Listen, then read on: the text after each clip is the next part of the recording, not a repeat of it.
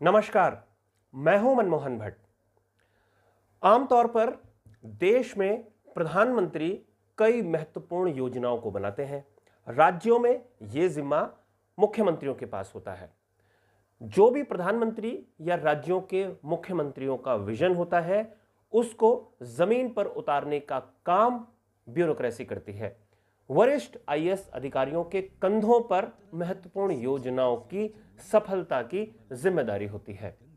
बहुत सारे लोग इस जिम्मेदारी को बहुत बेहतर तरीके से निभा पाते हैं और बहुत सारे लोग इस जिम्मेदारी को निभाने में नाकाम हो जाते हैं। जब देश के प्रधानमंत्री और राज्य के मुख्यमंत्रियों के सपने को अधिकारी साकार करने लगते हैं तो राज्य और देश तरक्की करता है। ऐसे तमाम अधिकारियों को मुख्यमंत्री और प्रधानमंत्री समय समय पर सम्मानित भी करते हैं। उत्तराखंड कैडर की एक आईएएस अधिकारी है स्वाति भदौरिया। तेज तर्रार आईएएस अधिकारी हैं। अपने कार्यशैली के लिए वो जानी जाती हैं।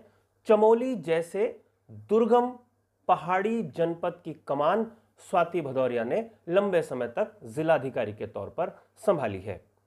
प्रधानमंत्री के ड्रीम प्रोजेक्ट्स को धरातल पर उतारने की जिम्मेदारी स्वाति भदौरिया के कंधों पर भी थी। नमामि गंगा के कई ऐसे प्रोजेक्ट्स थे जो बहुत मुश्किल थे, जिनका होना असंभव सा लगता था, लेकिन स्वाति भदौरिया के निर्देशन में जब कार्य हुआ तो सफलतापूर्वक उस कार्य को अंजाम तक पहुंचाया गया। ना सिर्फ नमामि गंगे बल्कि प्राकृतिक जल स्रोतों के संवर्धन का कार्य भी स्वाति भदौरिया के निर्देशन में किया गया। अब प्रधानमंत्री नरेंद्र मोदी साहब ने स्वाति भदौरिया को इस कार्य के लिए सम्मानित किया है। सुनिए स्वाति भदौरिया क्या कहती हैं इस सम्मान के हासिल करने के बाद। हमारा जो सबसे इम्पॉर्टेंट चीज़ था उसमें विषम भौगोलिक परिस्थितियों के बावजूद वहाँ पे 16 सीवरेज ट्रीटमेंट प्लांट्स बनाए गए, जिससे हमारी अलकनंदा तथा उसकी सहायक नदियाँ स्वच्छ भी हुई हैं। और इसके अतिरिक्त ऑर्गेनिक फार्मिंग पे बहुत ज़्यादा काम किया गया, जिससे केमिकल पोल्यूशन से भी नदियाँ फ्री हुई। और साथ में जैविक उत्पादों की ब्रांडिंग, पैकेजिंग और मार्केटिंग से वहाँ की आर्थिकी भी बहुत सुदृढ़ हुई है। उत्तराखंड एक ऐसा राज्य है जिसका अधिकांश क्षेत्र पहाड़ी है। चमोली उन गिने चुने क्षेत्रों में से आता है जहां की परिस्थितियां बहुत विषम है। आपदा के लिहाज से बहुत संवेदनशील ये पूरा का पूरा क्षेत्र है।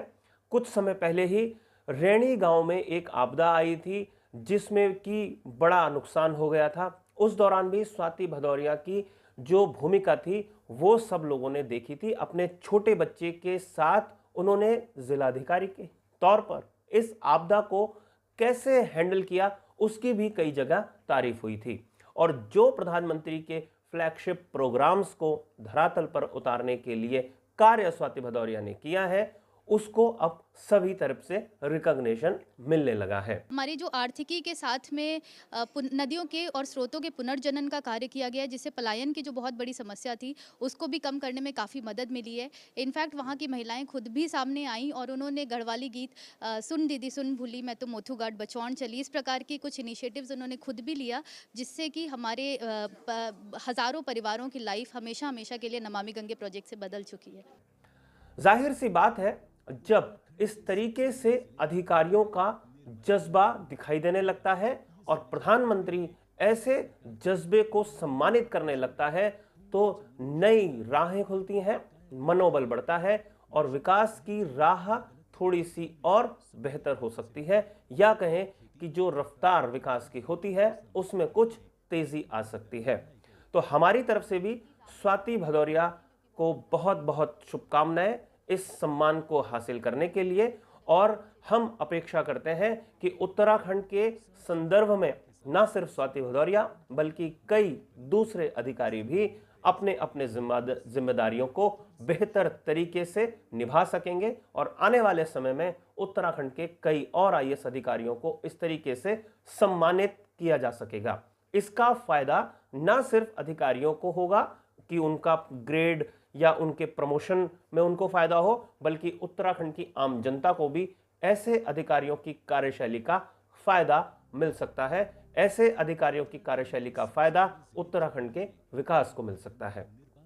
साथियों, आज की इस रिपोर्ट में फिलहाल इतना ही, लेकिन जाने से पहले हमेशा की तरह आग्रह है, अगर आपको ये रिपोर्ट पसंद आई हो तो इसे लाइक कीजिए, इसे अपने मित्रों तक जरूर शेयर करके पहुंचाइए। और अगर आपने अभी तक इस चैनल को सब्सक्राइब नहीं किया है तो इस चैनल को भी सब्सक्राइब आप जरूर कर लीजिए।